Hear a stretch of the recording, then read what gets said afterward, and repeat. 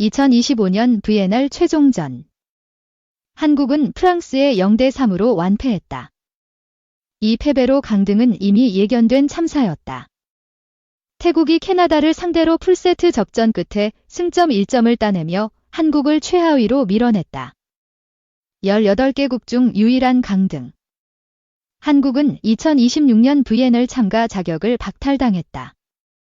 도쿄 올림픽 4강의 영광은 3년 만에 굴욕으로 변했다. 단 1승. 그것도 캐나다전이 유일한 승리였다. 도미니카 공화국, 독일, 이탈리아, 폴란드, 미국에 연이어 패하며 팬들은 이기기 힘든 팀이라는 평가를 받아들여야 했다. 패배 방식은 더욱 충격적이었다. 리시브 오류, 서브 실수, 연결 미스가 반복되었다. 세트 초반 앞서도 연속 실점으로 흐름을 잃으며 무너졌다. 이것은 단순한 실력 차가 아니었다. 기본기의 붕괴와 전술 부재가 패배를 불가피하게 만들었다. 김연경 은퇴 후 그녀의 공백은 채워지지 않았다. 대표팀은 세대 교체에 실패하며 조직력이 무너졌다. 지난 3년간 VNL 36경기에서 단 3승을 거뒀다. 세르비아, 미국, 이탈리아, 프랑스전에서 셧아웃당하며 무기력함을 드러냈다. 감독 교체도 소용없었다. 세자르 감독에서 모랄레스로 바뀌었지만 결과는 변하지 않았다. 도미니카 공화국전에서 2세트를 먼저 따고도 역전패했다. 폴란드전에서도 첫 세트를 이기고 흐름을 잃었다. 선수들은 체력뿐 아니라 정신적으로도 흔들렸다. 결정적 순간마다 무너지며 패배의 늪에서 벗어나지 못했다. 프랑스전 패배는 단순한 1패가 아니었다. 3년간 쌓인 구조적 실패의 최종 결과였다. 팬들은 경고음을 무시한 KBA와 구단에 분노했다. 이 강등은 자초한 참사로 불렸다. 핵심 문제는 고액 연봉 논란이다. VNL 대표팀 선수들은 연봉 5억에서 7억, 심지어 10억 원에 달했다.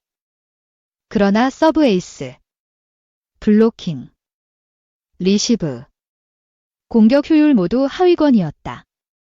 이들은 V리그에서는 주포로 활약했지만 대표팀에서는 달랐다. IBK, 도로공사, 흥국생명, 현대건설에서 두 자릿수 득점을 올리던 선수들이 대표팀에서는 공도 연결하지 못했다. 서브 실수로 멘탈이 붕괴되었다. 근본적 질문이 제기되었다. 왜 대표팀은 항상 이렇게 부진한가? 답은 구조적 문제에 있다. V리그는 외국인 에이스 중심으로 운영된다. 국내 선수는 수비와 리시브를 전담하며 공격 경험은 부족하다. 대표팀에서는 외국인 없이 공격을 책임져야 하지만 선수들은 이에 준비되지 않았다. 리그와 대표팀의 간극이 문제였다. V리그는 높은 연봉과 팬들의 사랑으로 안락하다. 반면 대표팀은 혹사와 비판만 따른다. 이 선수들은 대표팀 차출을 출근처럼 여기며 책임감을 잃었다. 성적이 아닌 연봉이 우선시되었다. 이 구조는 선수 개인의 문제가 아니다. 협회, 코칭 스태프, 구단이 유지한 시스템의 실패다. 강등으로 한국은 2026년 VNL 참가권을 잃었다. 대신 챌린저컵, 즉 2부 리그에 참가해야 한다. 챌린저컵은 세계 랭킹 30위 이하 약팀들이 주로 참가한다. 그러나 단판 토너먼트라 승리가 쉽지 않다. 한국의 불안정한 경기력과 조직력으로는 챌린저컵 승리도 장담할 수 없다. 강등은 스폰서 이탈과 흥행 하락을 초래한다. 팬들은 세자르 감독 경질과 모랄레스 선임을 비판한다. 김연경 은퇴 후 현실을 외면한 대가라는 목소리가 높다. 책임은 이제 누가 질 것인가? 협회와 구단은 시스템 개혁 없이는 더 큰 위기를 맞을 수 있다. 김연경은 팀의 전술이자 리더였다. 그녀의 공백은 단순한 선수 한 명의 부재가 아니었다.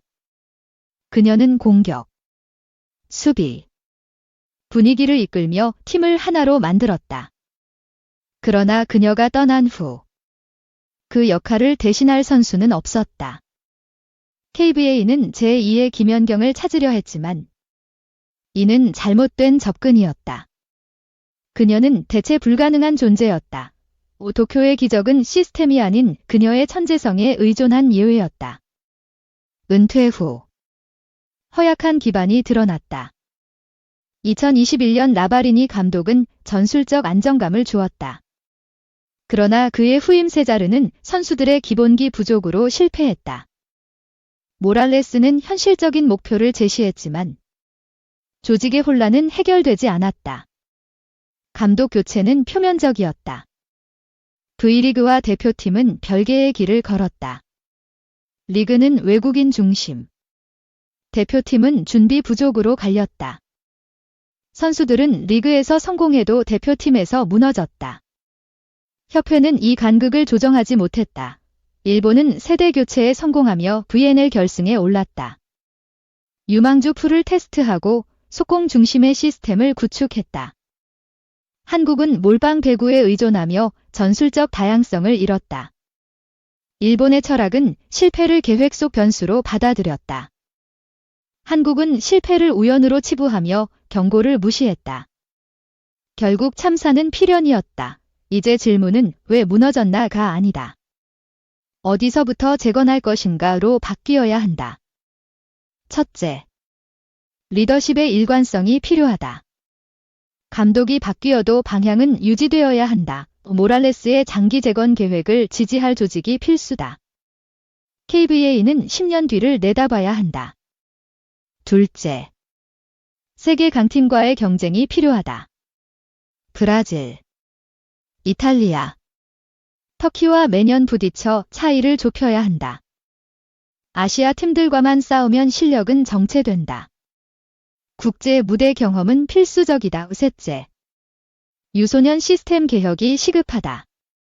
몰빵 배구를 끝내고 모든 포지션에서 균형 잡힌 선수를 키워야 한다.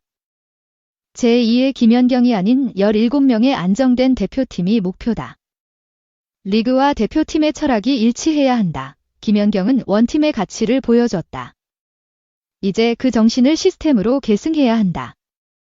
한국 배구의 정체성은 속공이나 근성이 아닌 팀워크와 지속 가능성으로 재정의되어야 한다. 스타 1명이 아닌 6명의 집합체가 필요하다. 기회 앞에서 두려움 없이 맞설 선수들이어야 한다. 위기는 변화의 기회다. 강등은 끝이 아니라 시작이다. 한국 배구는 다시 일어설 수 있다. 팬들은 다시 일어나자고 외친다. 그 믿음은 여전히 경기장을 채운다. 협회는 책임을 져야 한다. 감독 교체와 유망주 선발만으로는 부족하다. V리그와 KBA가 단일 목표로 협업해야 한다. 선수 개발과 전술이 연결되어야 한다. 한국 배구의 미래는 시스템에 달렸다. 개인이 아닌 조직의 힘으로 부활해야 한다. 과거의 영광에 안주할 수 없다. 다음 10년을 위한 선택이 지금 필요하다.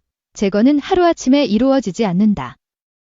그러나 첫걸음을 떼지 않으면 결코 도착하지 못한다. 유소년부터 대표팀까지 단일 철학으로 연결된 시스템이 필수다. 선수들은 방향성을 원한다. 일본의 부활은 치밀한 계획의 결과였다. 한국도 이를 배워야 한다. 김연경의 시대는 끝났다. 이제 원팀의 시대가 시작되어야 한다. 그녀는 영웅이었지만 이젠 시스템이 승리해야 한다. 모두가 책임지는 팀이 필요하다. 2025년의 굴욕은 잊을 수 없다. 그러나 그 기억을 부끄러움으로 남기지 않으려면 변해야 한다. 한국 배구는 세계 무대로 돌아갈 준비를 해야 한다. 팬들의 응원은 그 동력이 될 것이다. 이제는 과거를 돌아보는 대신 미래를 설계할 때다. 한국 여자 배구의 진화가 시작된다.